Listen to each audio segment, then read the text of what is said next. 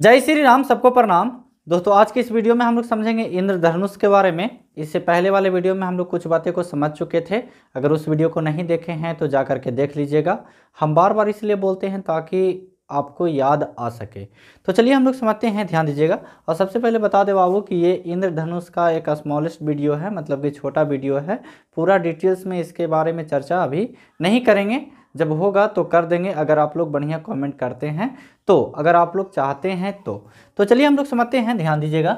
इंद्रधनुष को इंग्लिश में रेनबो बोलते हैं, जो कि आप लोग को पता होना चाहिए। चलिए, वर्षा होने के बाद जब सूरज चमकता है, जब वर्षा हो जाता है बाबू, उसके बाद सूरज जब चमकता है, आप लोग देखे होंगे चमकता है, और हम सूरज की ओर पीठ करके खड़े होते हैं।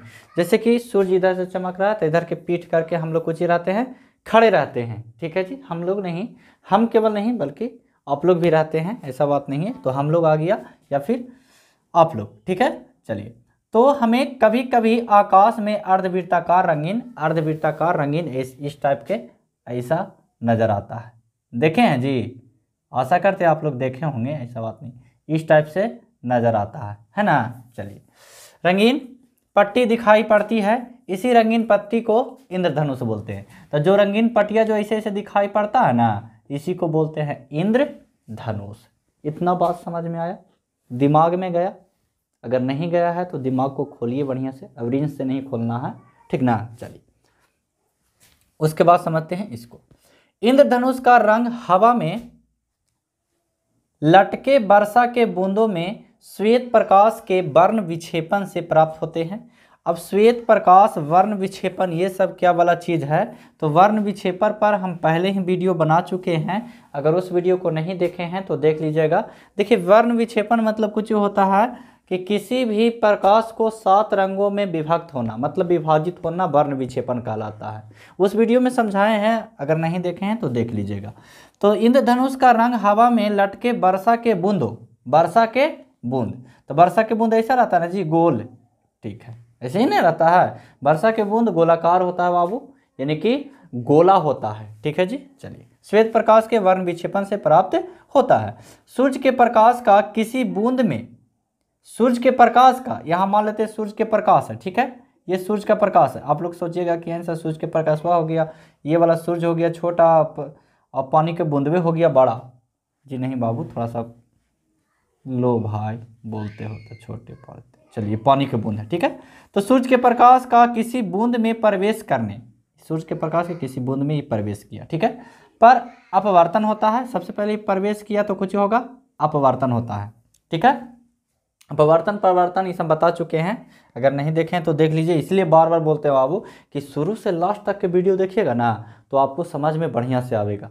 समझ के बात को? हाँ, आप लोग समझदार हैं जी, नहीं कैसे समझेंगे, ऐसा हो सकता है। और वह अपने घटक रंगों में विभक्त हो जाता है, और वह अपने घटक रंगों मतलब कि 7 रंगों में कुछ हो जाता है, विभाग मतलब कि विभाजित हो जाता है। विभिन्न रंग बूंद से गुजरकर बूंद की दूसरी सतह पर पड़ते हैं। विभिन्न रंग, जैसे ये बूंद है, ठीक है, तो ये बूंद से गुजरकर बूंद की दूसरी सतह, ये वाला हुआ, ये हुआ दूसरा सतह, ये वाला हुआ पहला सतह, है ना जी, पड़ते हैं और अंशतः परावर्तित होते हैं। और अंदर में कुछ होते हैं, परावर्तित होते हैं, मतलब कि पड़ा और लौट गया, ठीक है जी, परावर्तित होते हैं। परावर्तित रंग पुनः पहली सतह से अपवर्तित होकर बाहर निकलकर देखने वालों की आंखों की ओर आते हैं। मतलब कि परावर्तित तो हो गया, लेकिन बाहर निकलकर फिर से कुछ हो जाते हैं, अपवर्तित हो जाते हैं, और जो देखने वाले लोग रहते हैं ना, उनकी आंखों पर पड़ता है, ठीक है जी, या फिर आता है। इन दो अपवर्तनों से श्वेत प्रकाश के विभिन्न घटक रंग एक दूसरे से काफी अलग हो जाते हैं और हमें इंद्रधनुष दिखाई पड़ते हैं। मतलब अगर इंद्रधनुष के बात किया जाए ना, तो मान लिया जाए सूर्य के प्रकाश है, सूर्य के प्रकाश ही इंद्रधनुष है। जी हाँ, आप सही सुन रहे हो जो, समझ रहे बात को, सूर्य के प्रकाश ही इंद्रधनुष है। अच्छा, एक बात बताओ कि अगर सूर्य के प्रकाश में 7 रंग नहीं होता तो इंद्रधनुष नजर आता? जी नहीं नजर आता। समझ रहे बात को? तो ये सब देखो बाबू, फैक्चुअल बात जो होता है ना, उसको थोड़ा सा दिमाग में रखिए, अपने सोचने की क्षमता बढ़ाइए। अगर इंद्रधनुष, ठीक है, इंद्रधनुष हम देख रहे हैं आकाश में, चलिए बहुत अच्छी बात है। सूर्य के प्रकाश में अगर 7 रंग नहीं होता तो इंद्रधनुष देख पाते हैं? नहीं। ये कहीं बुक में है? नहीं है।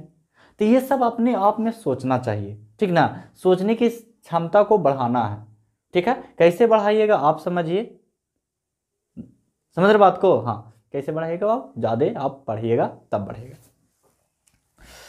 इंद्रधनुष के भीतरी कोर में बैगनी रंग तथा बाहरी कोर में लाल रंग।